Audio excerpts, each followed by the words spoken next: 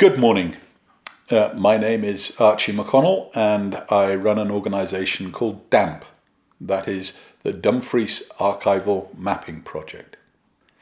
In November last year, that's 2022, we held a symposium in Calendar House in Falkirk. It was a fun day out, but at least I enjoyed myself, and we got through a pile of nattering on various subjects surrounding our more elderly woodlands. It was centred around the work that Thomas Muller did for his PhD on reconstructing long-term woodland changes, chiefly in Nithsdale and Annandale in the 18th and 19th century. The day was put together by Mari Stewart and myself in response not just to Thomas's work, but also to the ongoing debate concerning so-called native woodland and further government thinking on so-called ancient woodland. In the main, this is a project developed by Dumfries Archival Mapping Project, with financial help from the Galloway Glens Landscape Project, as well as Scottish Forestry, the Woodland Trust and Annandale Estates.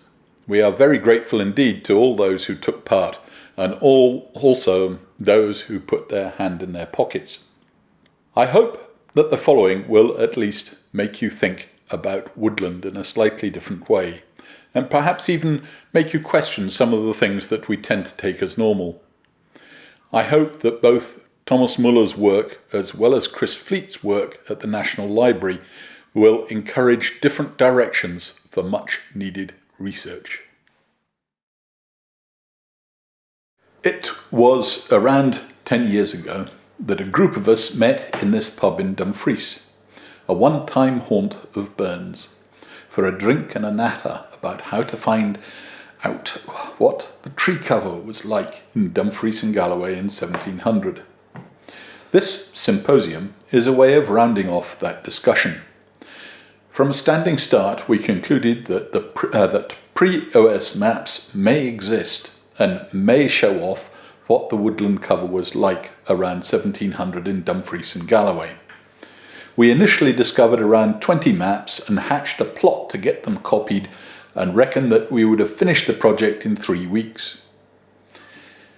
At this stage of the game, I had never been to our National Library or heard of the National Archives. We now know a bit more about our subject, but our chief aim is still to have a bit of fun with these old maps. Yes, we chase down maps to put on the NLS website, wherever it may take us. Indeed, our latest batch has been a set of 40 farm maps from around Kirkcudbright, which turned up on Yale University's website. We also do other stuff, like hold talks and spend time generally nattering about what we can see on the maps. It has not just been about trees, and a multitude of other things can be done with these maps. They have taken us on extraordinary trips, for example, using them to explore an oral landscape, using birdsong, and looking at conjectures about medieval transhumance through the plotting of commentaries. What perhaps we have learnt most is that a single map may be a record of a time and a place, but it is also so much more than that. Often the maps are an idiosyncratic reflection of both owners and surveyors. They are as much scientific documents as they are emotional statements, talking about the hopes and fears of coming years. These are things that you cannot see in other more uniform mapping systems like the OS, for instance. I admit to the thrill of the chase and the sheer fun of having one of these maps in your hands. But when you read many of them, you find a whole different landscape beginning to emerge, and you suddenly realize that what you're playing with is actually the closest that we will ever get to a time machine. Before we start on the fun, I want to talk about the way that I view woodland. When we look at a map, we all look at different things. I hope that when we look at woodland, we all see different things as well. However, we can all probably agree, even if we object to the tone, with Dr. Johnson when he remarks, "A tree might be a show in Scotland as a horse in Venice," when he came wandering through in the 1770s. This was particularly so south of the Highland Line and in arable counties to the north of it. In short, we, as far as trees were concerned, had a fairly blank canvas on which to work. There is a controversy over when the Anthropocene started, but looking at a bare Scottish hillside, one can but think that it must be at least Neolithic or earlier, as that is probably how long our hills, certainly in the southwest, have been bare. So any subsequent afforestation must be in some sense man-made.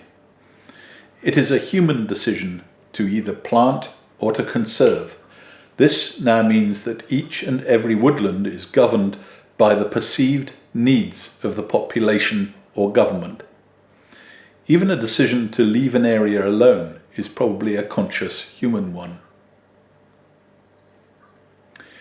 Like a 4-year-old, the first thing I tend to ask is why? Why does the woodland exist? What is its purpose? And then, why does it exist where it is? Woodland existence is the result of a perceived human need. These needs for woodland creation can be broken down into 3 categories: for commercial gain, for protection, and for fun. And all these descriptors you can see on the slide. Obviously, that perceived need must also come to the top of one's list of priorities to be acted upon. Long-term investments are rarely made during times of unrest or war. There are other more pressing things to think about.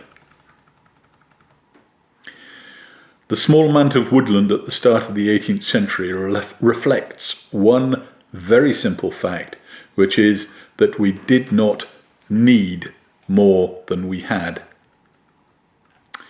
The positioning of the woodlands is not arbitrary either. It is determined by how close to the need you can get it.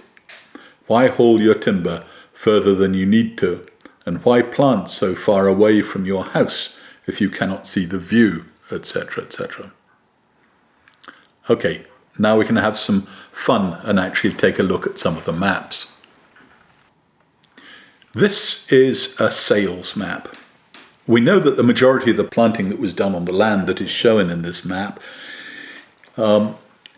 in or shortly after 1695, and was also done by the foremost botanist of his time, a man called Andrew Heron. We know that he collected seed from all over Europe and Turkey. It is also likely that he had material from North America and also further east. Essentially, Heron was doing this for fun and for scientific study. The different styles of tree on the map seem to indicate several different species. He planted around 72 acres of woodland, with a species list that would certainly test most modern foresters. The abstracts list oak, sycamore, birch, ash, alder, gean, lime, various willows and poplars, sweet chestnut, walnut, and Scots pine. From other sources, we also know about his variegated hollies, flowering ash, ilex, beech, and silver fir. The garden was also stocked with a huge variety of fruit trees, both of the cord variety and the stoned.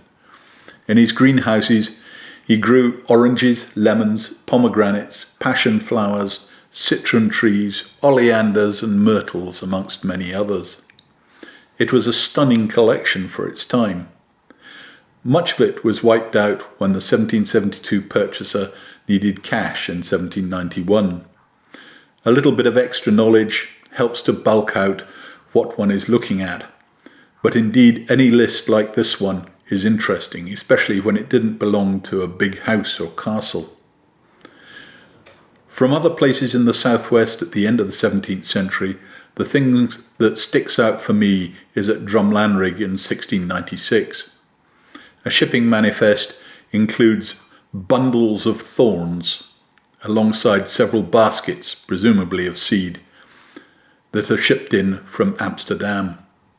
I have a hunch the thorn was blackthorn, and I am just wondering how much of our local stuff has sprung from that. Here is a good quality commercial plantation that the modern forester would recognise, but probably planted around 1750s. The style, of course, would be slightly different from the current methods: bigger plants, bigger holes and wider spacing. It is as likely that the pine seed will have come in from either Sweden or Norway as from more local sources. John Cockburn of Ormiston, before 1750s, once wrote to his gardener saying that he never trusted the northern fir seed as much as the gardener did. Looking at the timing, it is likely that the plantation was made not by the Lovetts, but by the new management of the annexed estates. It looks as though it is a copy of what was going on elsewhere in Scotland at the time. There is plenty pine planting going on in the southwest at this time as well. The only big nursery that I know of at that time is near Kelso, which, as the owner neared retirement, counted up how many trees they had sold. It was enough to cover over 20,000 hectares. Not much by the standards of these days, but certainly enough to be serious about what they did.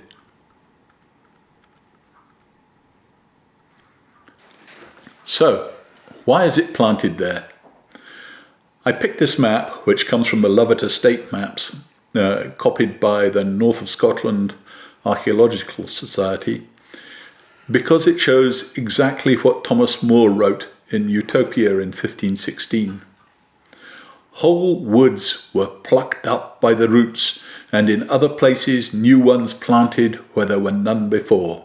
Their principal motive for this is the convenience of carriage, that their timber may be either near their towns or growing on the banks of the sea or of some rivers, so as to be floated to them.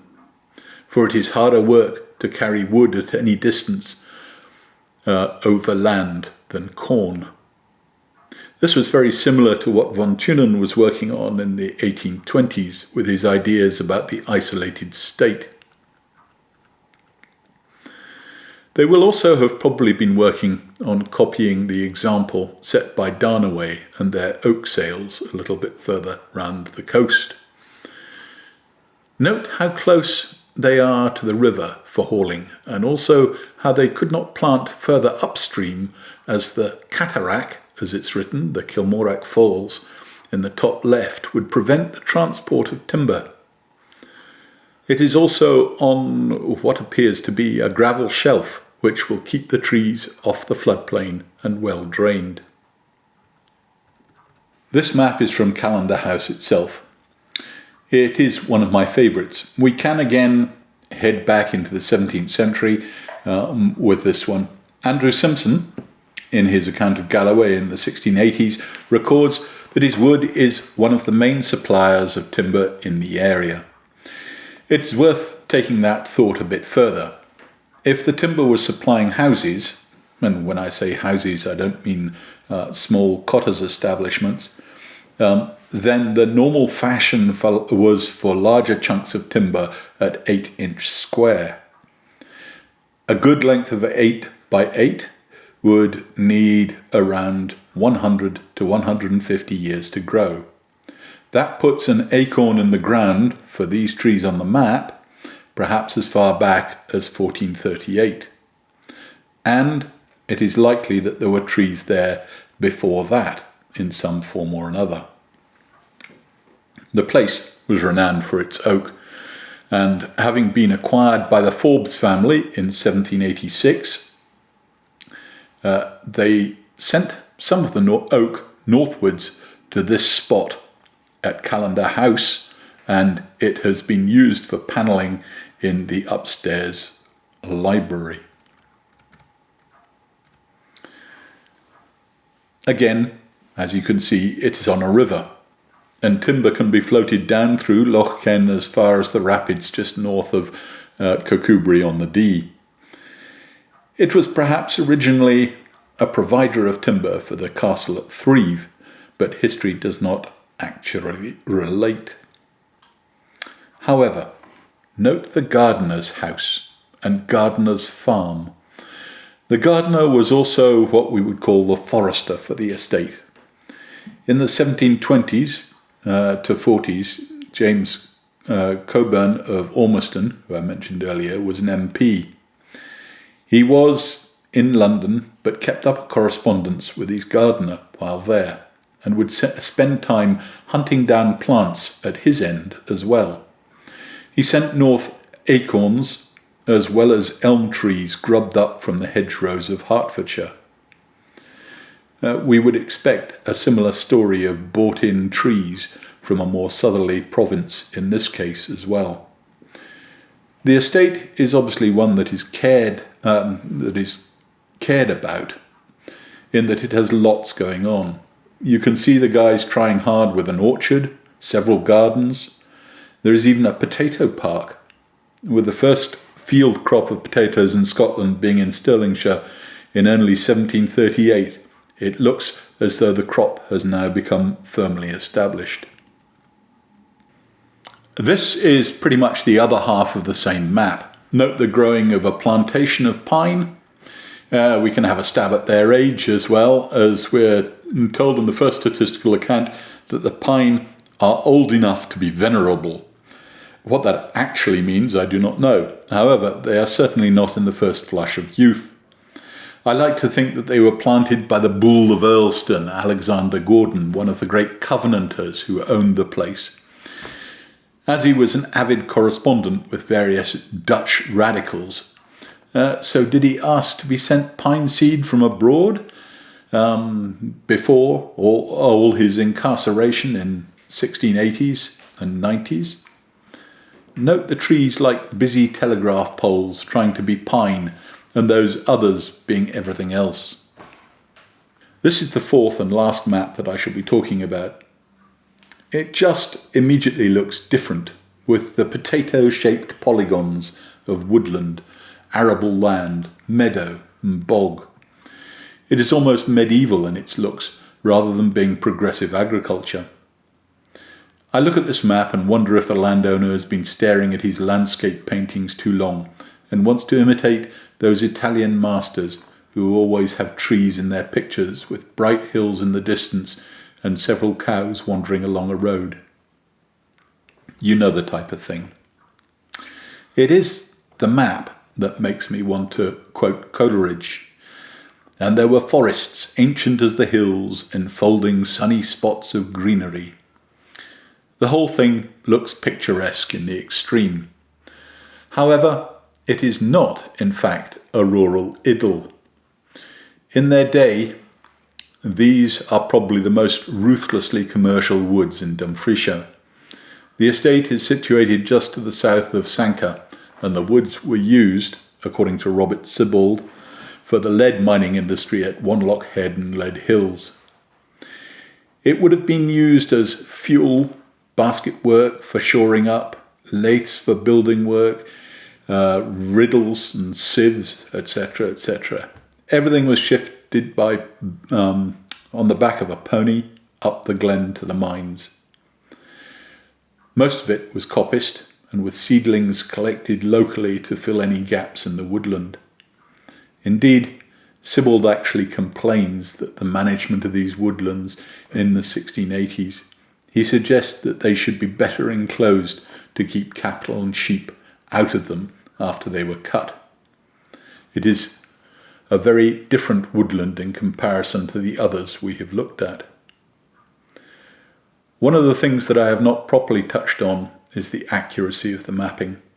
The vast majority of these maps have been surveyed very accurately.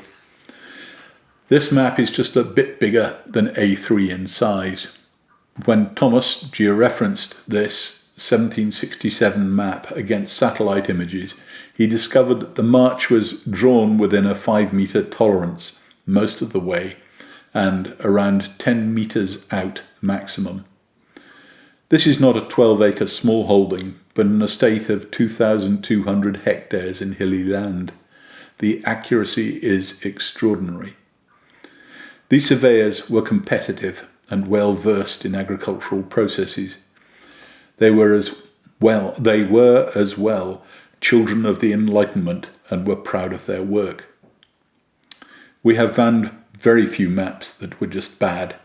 There was one that had just made a bad mistake in drawing up, but it was just a mistake. There was another whose work generally appeared a bit more dodgy, but not awful. But he is forgiven a bit, as he was a drinking buddy of one R. Burns. But in the main, they are competitively accurate. Up until now, I have refrained from using these words. Okay, I did say ancient once in a spot of poetry. I have not used them because they do not seem to reflect the meaning of what I would like to say. Accuracy is not just about measuring things. It is also about how you measure your speech. Do such words really have a place in this sort of discussion? I dearly love the idea of ancient woodland, with huge tree trunks and tall trees, with vast thickets and open spaces, and of course lots of animals.